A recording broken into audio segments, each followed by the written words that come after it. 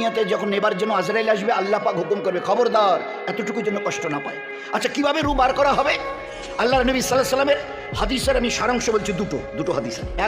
এক রাওয়ায়াতের মধ্যে এসছে, মায়ের কোলে বাচ্চা মায়ের স্তন পান করতে করতে করতে করতে এমনভাবে মায়ের কোলে ঘুমিয়ে পড়ে যে মা আস্তে করে তার বুক থেকে বাচ্চাকে আলাদা করে বিছানায় শুইয়ে দিয়ে কাজে চলে যায়। বাচ্চা টেরেই পায় না কখন আমার পেট ভরে গেছে, কখন আমি ঘুমিয়েছি, কখন আমাকে আমার মা তার বুকের থেকে আলাদা করেছে, ও কিছুই বলতে পারে না। ওইভাবে তোমার রূহকে বার করা হবে। যেমন বাচ্চা কিছুই বুঝতে পারেনি কখন আমার পেট ভরেছিল, কখন আমার মা তার বুক থেকে আমাকে জুদো করেছিল, তো ওইভাবে। দ্বিতীয় হাদিসে পাকের মধ্যে এসছে, মেয়েরা আটা খিমার করে, খুমার বলি আমরা, তো বলছে যে ওই আটার খুমারের মধ্যে যদি একটা চুল ঢুকে থাকে, চুল, তো আপনি এক সাইডের মাথাটা ধরে আস্তে করে টানতে থাকুন, এমনভাবে বেরিয়ে আসবে, আটারও কোনো নড়চড়ে নেই, কিচ্ছু না, আস্তে করে বেরিয়ে আসবে। আল্লাহর নবী বলছে ওইভাবে তোমার রূহকে বার করা হবে, ওইভাবে তোমার রূহকে বার করা হবে। আর যদি তুমি এই জমিনে ইতরানেওয়ালা হো, এসেছো তার ইচ্ছায়, চলেছো নিজের ইচ্ছায়, there are two types of to pass our life. দুটো রাস্তা আমাদের জীবনকে কাটাবার, একটার নাম রব চাহি আর একটা দ্বিতীয়টার নাম মন চাহি। রব আল্লাহকে বলা হয়, তিনি রব্বুল আলামিন, সারা জগতের পাল্লেওয়ালা। তো দুটো জীবন ব্যবস্থা আমাদের সামনে, পুরুষ হই আর মা বোন হই। একটা হচ্ছে রব, আমার আল্লাহ, যিনি আমাকে মেহেরবানি করে সৃষ্টির সেরা মানুষ করে পাঠিয়েছেন, তার ইচ্ছা মতো যদি চলি। আর দ্বিতীয় একটা, আল্লাহর জমিনে আল্লাহর মেহেরবানিতে দুপা নিয়ে, দু চোখ নিয়ে, কান জবান সবকিছু নিয়ে, দিল দিমাগ সবকিছুকে নিয়ে এসে এখানে যদি নিজের ইচ্ছায় চলি, একটা রব চাই একটা মন চাই। তো কিতাবের মধ্যে একদম পরিষ্কার এসছে, রব চাই চালনেওয়ালা। শুনে নাও কান খুলে, দুনিয়াতে তোমার ইজ্জতের আর হেফাজতের সীমা থাকবে না, সীমাহীন ইজ্জত আল্লাহ দেবে। যেখানে এখানেই থাকো, আর আমেরিকায় আল্লাহ তোমার হেফাজতের জিম্মা নিয়েছেন, আল্লাহ তোমাকে হেফাজত করবে। ওয়াল্লাহু খায়রুন হাফিজা। তুমি বলো আল্লাহর চাইতে বড় হেফাজত করেনেওয়ালা কে আছে আসমান আর জমিনে?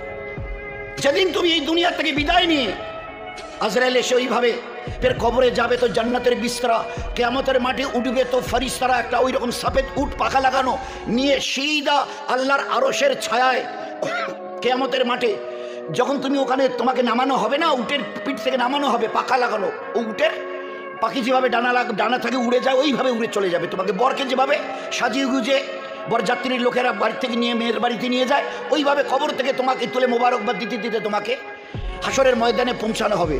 যখন তোমাকে নামানো হবে আল্লাহর আরশের ছায়ায়, তো দেখবে দস্তরখান লাগানো আছে, তামাম দুনিয়ার জাররাতের রুটি আর মাছের কলিজার কাবাব দিয়ে আল্লাহ তোমাকে নাস্তা করিয়ে দেবেন।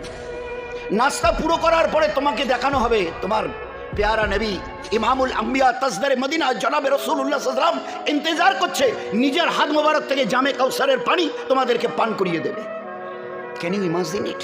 ফের আল্লাহ পাকের তরফ থেকে এলান হবে, ও বান্দা বান্দি কাছে আসো, আমার তরফ থেকে এক জোড়া কাপড় নিয়ে নাও, পরো, আর সিধা জান্নাতে চলে যাও। এটা জীবনের ব্যবস্থা। ফের জান্নাতে গেটে যখন গিয়ে পৌঁছাবে, তো জান্নাতের যিনি মালিক রেজওয়ান, সে সালাম দেবে, মোবারকবাদ দেবে, জান্নাতের দরজা খোলা খুলে দেবে। এইবারে জান্নাতে এক পা ফেলে যখন তাকাবে না, হায় হায় হায়, তো ভিতরে ঢুকে এক ঝলক দেখে সেজদায় পড়ে যাবে। সেজদায় ফেরেশতারা এসে বলবে, আপনি মাথা তুলুন, লম্বা সময় সেজদা কাটিয়েছেন, চাই পুরুষ হই আর মেয়ে ছেলে।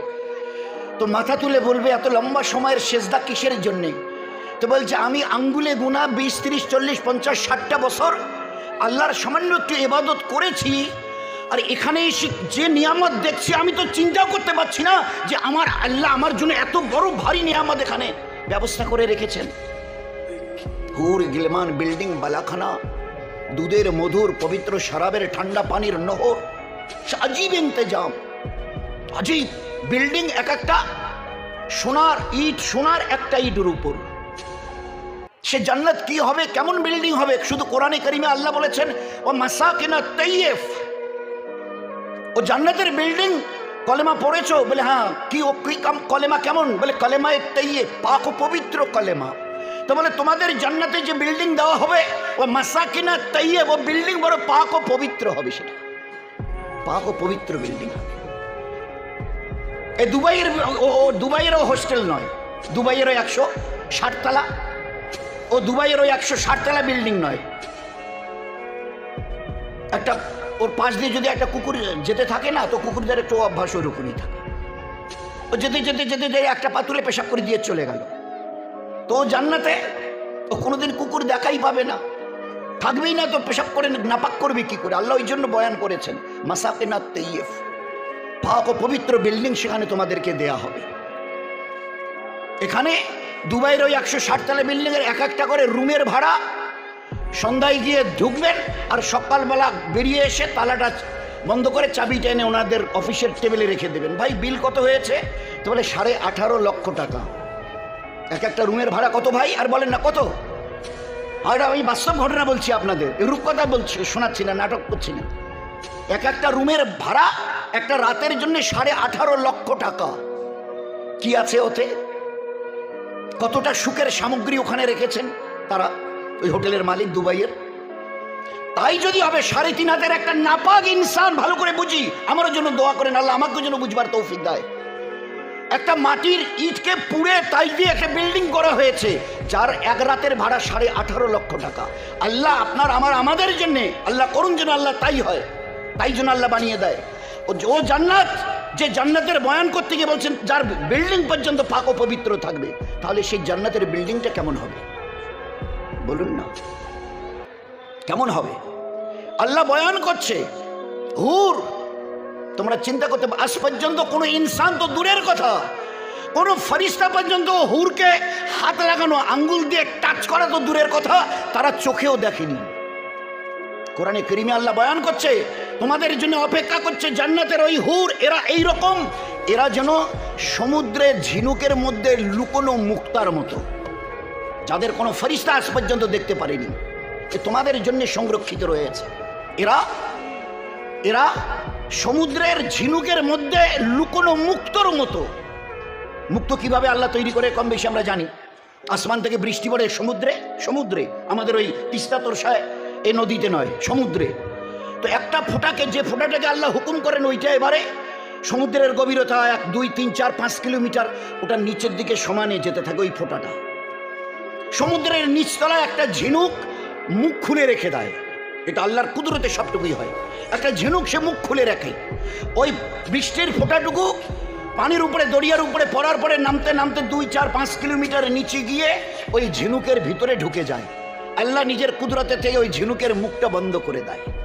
তারপরে একটা লম্বা সময় পার হয়ে যায়, ওই ফোঁটাটুকুকে আল্লাহ মতি হিসাবে তৈরি করেন। এ হচ্ছে ঝিনুকের মধ্যে লুকোনো মুক্ত, যেখানে ফরিস্তা পর্যন্ত দেখবার তাদের কোনো অবকাশ ছিল না, তোমাদের জন্য ইন্তজার করছে। ফেরো জান্নাত, ওয়ালাকুম ফিহা মা তাশতাই আনফুসুকুম ওয়ালাকুম ফিহা মা তাদাউন। সে এমন এক জান্নাত, এমন এক জান্নাত যে দিল থেকে যা চাইবে, যা বলবে, ইশারা আমি আল্লাহ জানেন দেওয়ার সঙ্গে সঙ্গে তোমার সামনে প্লেস করবো, হাজির করার সঙ্গে সঙ্গে। এক ঝাঁক পাখি উড়ে যাচ্ছে আপনার ওখানে থাকার। আল্লাহ কোরআনে বয়ান করছে হুম হুম ও আজওয়াজুহুম ফি জিলালিন আলাল আরাইক মুত্তাকিউন। ও জান্নাতের দুটো দামি সিংহাসনে, এ তো দেখছে ওটা কিরকম হবে আল্লাহই জানে। আল্লাহ বয়ান করছেন সেই জান্নাতের সিংহাসনে কিভাবে এইভাবে বসে থাকা। আল্লাহ বলছে না না না না, এইভাবে টেক দিয়ে, মুত্তাক টেক লাগিয়ে তিনি এবং তার বিবি জান্নাতে বসে থাকবেন। এক ঝাঁক পাখি উড়ে যাবে, শুধু মনে মনে বলবে আল্লাহ, ওই পুরো পাখির ঝাঁকের মধ্যে ওই যে সবুজ বরণের যে পাখিগুলো, ওর কাবাব হলে কিরকম হতো। তো তোমার এরাদার সঙ্গে সঙ্গে আল্লাহ পাক ওই সবুজ রঙের পুরো পাখির আল্লাহ পাক কাবাব বানিয়ে সোনার তস্তরি প্লেটে করে তোমার ঠোঁটের কাছে এনে পৌঁছে দেবেন। এ আল্লাহর জন্য কোনো মুশকিল নয়, যে আল্লাহ তার একটা কোন শব্দের দ্বারা 7 আসমান আর জমিনকে পয়দা করেছেন, তার জন্য এটা কোনো মুশকিল নয়, আল্লাহ করে দেখাবেন।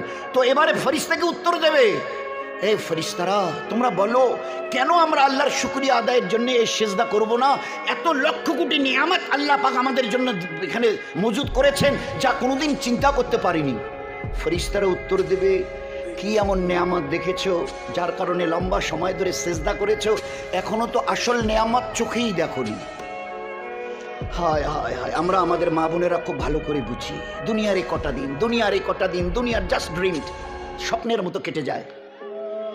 এই এলাম ছোট অবুঝ বাচ্চা, তারপরে একটু জওয়ানি আসা শুরু হয়ে গেল, তারপরে কোমরটা হেলে গেল, চোখগুলো ঝাপসা হয়ে গেল, আমাকে না বলে আমার এই কাঁচা দাড়ি চুল সব সাদা হয়ে গেল, আমার হৃষ্টের সমস্ত বাঁধন দুর্বল হয়ে গেল, কোমরটা আস্তে করে বেঁকে গেল, বাস বুড়া পা চলে এলো, চলো। আর তার আগে যদি ডাক দেয় তো কোনো কথাই নেই, স্বপ্নের মধ্যে কটা দিন একটু এটাকে, এই জীবনটাকে হেলায় খেলায় নষ্ট করো না। আমি আল্লাহ দিন দিয়েছি, ইবাদত দিয়েছি তোমাকে ইজ্জতওয়ালা বানাবার জন্যে। আজ মস্ত বড় একটা ভুল করছি আমরা, মস্ত বড়। গোটা দুনিয়ার উম্মত ইল্লা মাশাআল্লাহ কিছু সামান্য ব্যতিক্রমের মধ্যে, বাকি সবাই আমরা দুনিয়ার ইজ্জত আর হেফাজত আসবাবের মধ্যে তালাশ করছি, মালের মধ্যে তালাশ করছি। খোদায়ে পাক কি কসম, আপনার আমার আমাদের সবার বানানেওয়ালা আল্লাহ দুনিয়াতে আমাদের ইজ্জত আর হেফাজত মালের মধ্যে নয়, আমালের মধ্যে রেখে দিয়েছেন। যে যত তার নিজের জীবনের আমালকে সহি করবে, আল্লাহ দুনিয়াতে তরক্কি দিতে দিতে, উন্নতি দিতে দিতে আল্লাহ কত দূরে কোথায় পৌঁছাবেন ওটা আল্লাহই জানে। এত বড় ইজ্জত 3.5 হাতের মানুষটা, 3.5 হাতের, 4 হাত নয়, 3.5 হাতের, এই জমিনে হেঁটে বেড়াচ্ছে, খাচ্ছে দাচ্ছে, পেশাব পায়খানা সবকিছু।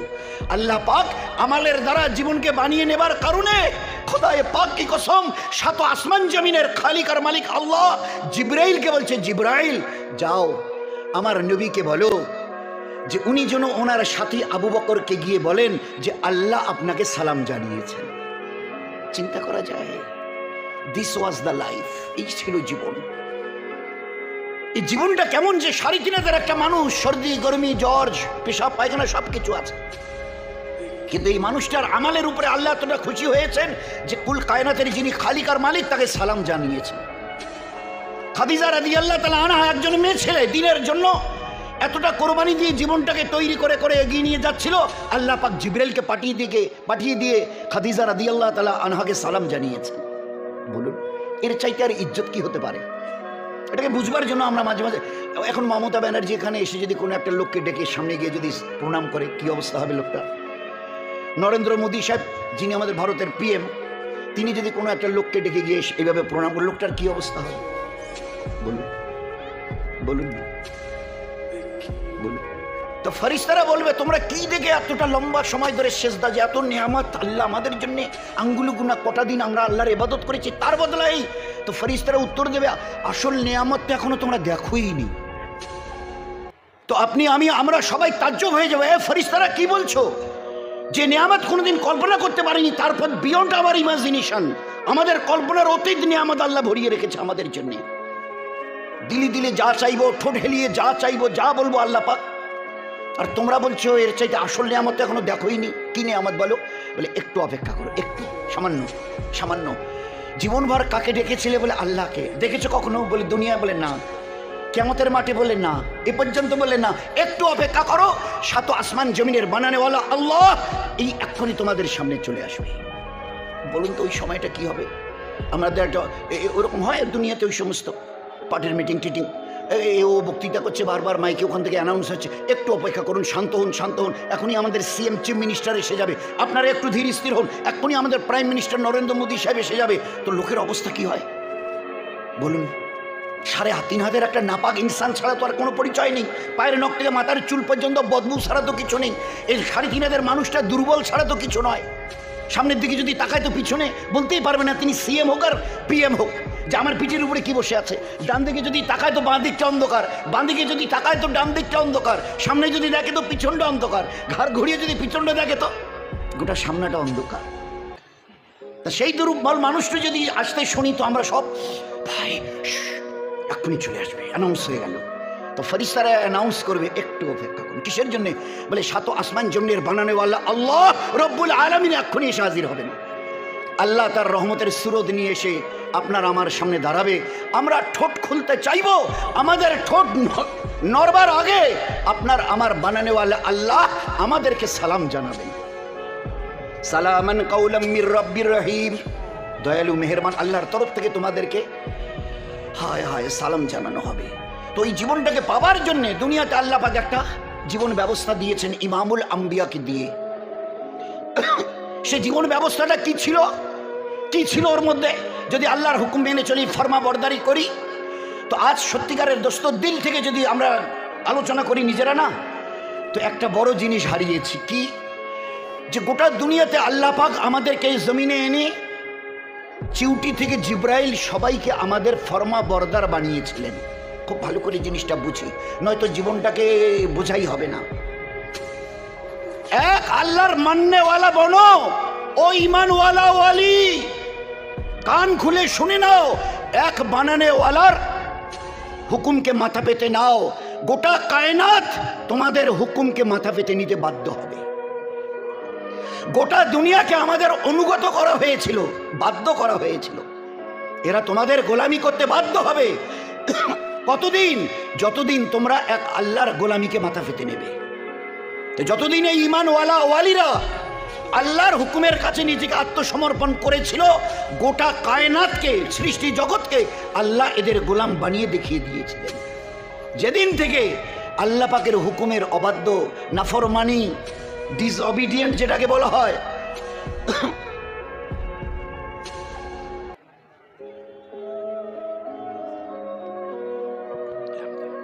তো যেদিন থেকে আমরা এক আল্লাহর আনুগত্য মানা ছেড়ে দিয়েছি, খোদায়ে পাক কি কসম, ওই দিন থেকে যাদের গোলাম তামাম দুনিয়া হয়ে থাকবার কথা, আমরা অতটুকু আমাদের ত্রুটি হওয়ার কারণে আজ কুল কায়নাতের আমরা গোলাম বনে গেছি।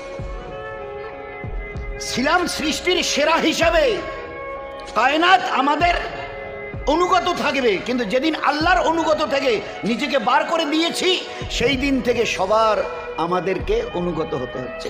গোটা দুনিয়া যা বলবেন আমরা করতে বাধ্য, নয়তো ঈমানওয়ালা যা বলেছিল গোটা দুনিয়া মানতে বাধ্য হয়েছিল। এই গল্প নয়, একটা বাস্তব জীবন ব্যবস্থা আল্লাহ দেখিয়ে দিয়েছিলেন। এ হাওয়া এই করে দে, তো সঙ্গে সঙ্গে ও হাওয়া ফরমা বরদারি করতে মানতে বাধ্য হয়েছিল। এ জমিন এই কর, এ দরিয়া এই কর, এ আফ্রিকার জঙ্গলের জানোয়ার এইভাবে চলে যা। তো গোটা মখলুক এই ঈমানওয়ালা ওয়ালির হুকুম মানতে বাধ্য হয়েছিল। যেদিন থেকে আমরা এক আল্লাহর ফরমা বরদারি ছেড়ে দিয়েছি, সেই দিন সব হারিয়ে কাঙ্গাল হয়ে অপরের কাছে ভিক মাংছি। বলেন এর চাইতে লজ্জার আর কি হতে পারে? এর নিট রেজাল্ট, এর শেষ ফল, দুনিয়াও হারালাম, আখেরাতও হারালাম। এ কত বড় আফসোসের কথা। দুনিয়াও গেল, আমার আখেরাতও গেল, তো বাকি কি রইল? বাকি কি রইল বলেন না? কি রইল? আল্লাহ দেখিয়ে দিয়েছিলেন এই মুসলমানের জীবন ব্যবস্থা, সবাই আমরা জানি। শুধু 2 রাকাত নামাজ, আজ তো 5 ওয়াক্তের ফরজেরও কি অবস্থা আমরা সবাই দেখি। আমাদের মসজিদে যখন আজান হয় কত পার্সেন্ট আসে? 100 জনের এই বস্তি, 100টা ঘরের এই মসজিদ, আজান হয়ে গেল 10, 12, 15 জন মুসল্লি, বাকি সব খালি। অথচ আল্লাহ পাক এই উম্মতকে একটা জীবন দিয়েছিলেন। 2 রাকাত পড়ো আর আমাকে বলো কি চাও। ইয়াস্তাইনু বিসসাবরি ওয়াস সালাত, বলো কি চাও। এই আল্লাহ, আমরা দরিয়ার উপর দিয়ে চলে যাব, কিন্তু দরিয়ার পানি যেন আমাদের ঘোড়ার খুঁড়ের পায়ে যেন খুঁড়ে যেন না লাগে। আচ্ছা ঠিক আছে, চলো চালিয়ে দাও। এই আল্লাহ, এই আগুনের পাহাড় নাকি চলে আসছে মদিনার দিকে, মদিনাকে শেষ করে দেবে, আমি ওকে সরিয়ে দেব। তো 2 রাকাত পরে আমি যাচ্ছি, বলে ঠিক আছে সরিয়ে দাও। তো আগুনের পাহাড়ের সামনে দাঁড়িয়ে হাত দিয়ে